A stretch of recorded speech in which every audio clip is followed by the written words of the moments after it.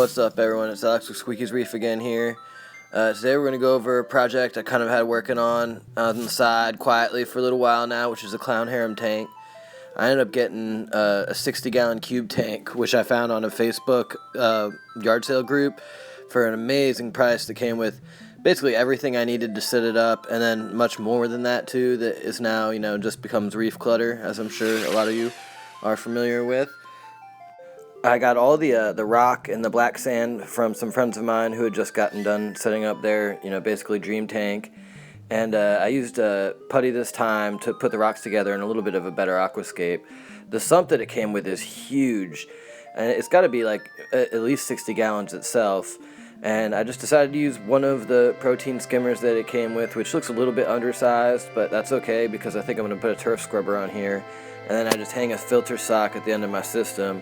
I put an ammonia patch on there just for the beginning, just to make sure that as I'm switching these fish out, there isn't ever a spike that I'm not aware of. And then I put an extra bunch of reef rubble from my old system into the sump here to just sort of kickstart the cycle. And when I first started it off, I went ahead and ran it fishless, of course, and ghost fed it till the ammonia and nitrite readings were both 0.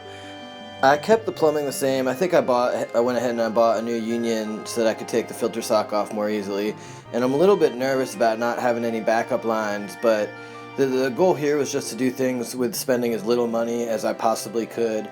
The sump has this huge chamber in the back. It's like 12 or 13 gallons that I guess the last guy said that he was using for a refugium. But I decided I'm going to use that for my auto top-off reservoir.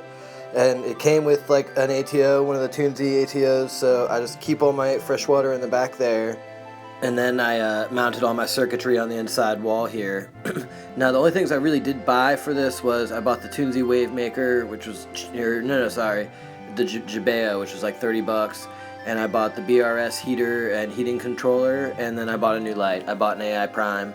And then because I was nervous that if any of these things ever fell off the wall, they'd fell into the sump, I cut a piece of egg crate just so that if anything ever, falls off the wall, it'll fall down and not into the sump. And then I just used a couple magnets I have laying around to hold the cabinet door up when I have it in there. Just extra super budget on everything. Luckily, I still had my quarantine set up handy and running and cycled, and despite the mixed results I've had with quarantine, I decided to put everything through it again.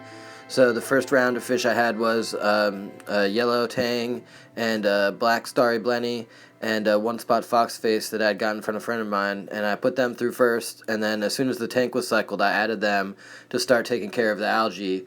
But I knew that the one-spot foxface was not going to be happy in that small of a tank forever, so I thought I was going to get him out with his net, but he didn't go for the bait of shrimp in there, and in the end I had to chase him out with a stick. And eventually I got him, and then the guy who I gave him to ended up giving me this bubble tip anemone for free, so it was really cool. I thought it was way too early to put an anemone in, but he talked me into it, and he said, no, trust me, this anemone that I have, it takes high phosphate, it can do just fine. And so I added it, and so far so good. He seems to be okay. I did check the phosphates of the tank before I added him, and it was like 0.18, which is pretty egregious, but he seems to be okay. And then, we have an arrow crab, and a blood fire shrimp, and an emerald crab. And, I bought an assortment of like hermit crabs and snails to go in there too, to start taking care of some of the algae and detritus buildup that is, pretty common in the new stage. But I really haven't had that much, and I credit a lot of that to the Prime because you can adjust the settings so that most of the light that's coming out is available for corals and not for algae. I decided to go with 12 clowns. I got them from Sustainable Aquatics. I was thinking maybe 1 or 2 would die in quarantine, so I'd get more than I needed. And then taking a cue from the BRS video, I set them up on an auto feeder with, a lot of feeding going on to try to minimize aggression. But so far I haven't lost any. I didn't lose any in quarantine, haven't lost any in the new tank, and I haven't really seen any aggression. And I know that they're still very young. They're all babies from the same clutch to try to minimize the killing because, for those who don't know, most of the time they'll just kill each other down until there's one male and one female left, and then you've lost all your clownfish. So fingers crossed with that, and so far it's okay. And the big tank has been the one who's been giving me a headache recently because my phosphates have just been all over the place. I used Vibrant to take care of my algae, and it did a really great job and took care of all my algae, but I made the mistake of thinking that meant that my tank was clean and stopped checking phosphates. And a lot of the corals in my tank really took a beating. Specifically, my LPS like Euphilia did really poorly, and my Montipora are looking awful, and the Acros lost a lot of their colors. That being said, we're working on it, and where there's a solution in the works that I'll talk about later, and I'm getting my numbers back under control, but there has been a headache or two involved in the bigger tank over the past month or so.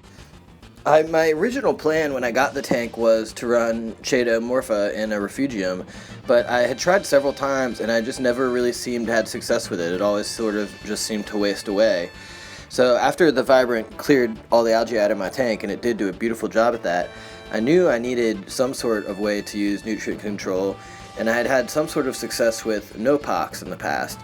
So I added Nopox to my dosing pump, and I had it dialed in pretty well, but what had happened is I was only testing for nitrates, and my nitrates were pretty consistently low, around 1 or 2, which is like almost exactly where I would want them in a perfect world.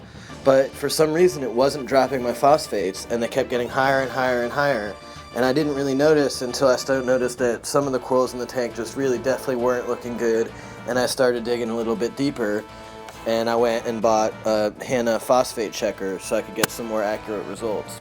So I don't know if that was just, a weird thing in my tank, or if other people have had that experience with the Nopox, but just because I didn't want to make any abrupt changes, I slowly started dialing that back, and I started adding more of the Brightwell Phosphate E to try to get those two numbers more in ratio with each other, and then I could start working on keeping them both low. And my phosphates are down around 0.07, 0.08 right now, which is still high, but stuff's not dying anymore, which is good. And my nitrites are still at around 2 or 3. And so I'm at a point now where I think I'm going to try and have some success with an algae turf scrubber. I don't know why Chaeto never seems to be alive in my tank, but I know for damn sure I can grow this green hair algae that grows all over my tank, and the turf scrubber grows that.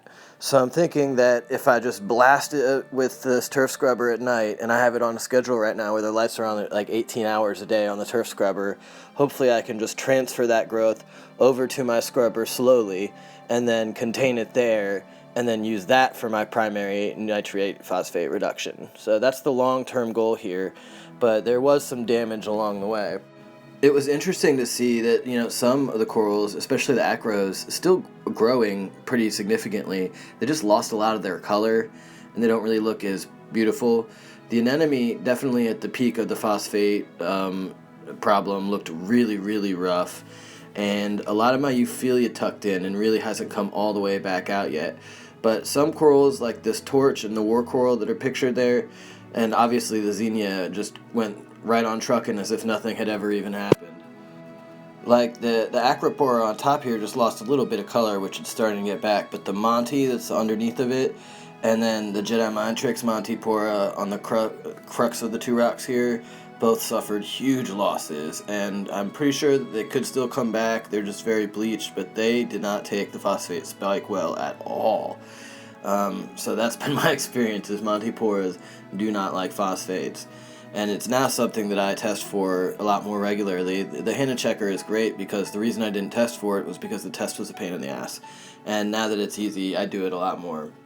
But all the fish in this tank have been doing great. They've all sort of found their symbiotic relationship where there's the pecking order has been established and there's little squabbles here and there. But, I'm glad that I'm done messing with that. And I don't have to add or take anything out of there or worry about who's going to kill who anymore. And ideally, that's the story in both tanks now. So, I've pulled my quarantine down, cleaned everything, put it away for storage, done buying fish for a while. I am obviously going to need to buy some more anemones, but I'm going to give that some time and make sure that one survives and put a couple more months in there. And maybe I'll be adding some rock nems, next. And then eventually we'll get a bunch more of bubble tip anemones. But since we couldn't get these clowns hosting in this tank, I'm damn sure going to achieve that in the Harem. But for now, the algae turf scrubber does seem to be working. I've had it running for about a week, and there is noticeable algae growth on it. You know, it's just the external plumbing makes me really nervous. I don't like having anything plumbed outside of the tank because the risk is that if for some reason the plumbing came loose, I could pump my entire auto top-off reservoir onto the floor, and my auto top-off reservoir is automatically replenished from a 10-gallon tank. So hypothetically, I could put, like 17 gallons of water on my floor, and I have a little watchdog alarm down there to let me know in a very loud pitched scream if that water ever gets on the floor, but, you know, it still makes me nervous. But if this works, then I'll go with this, and I've since this video given it a more proper lid, and there's more algae growth than there was. And then if this is the answer, then this is what I'm going to put on the clown harem tank also. Sometimes it's frustrating trying to take videos on, you know, this old iPhone 6 because you can't really show people how dazzling the coral looks under the blue lights.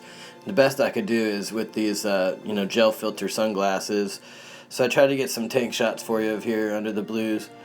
But yeah, you know, I'll give you another update in a couple months and let you know how the turf scrubber's working. And other than that, y'all just, you know, stay safe, don't cough on each other, and thanks for watching.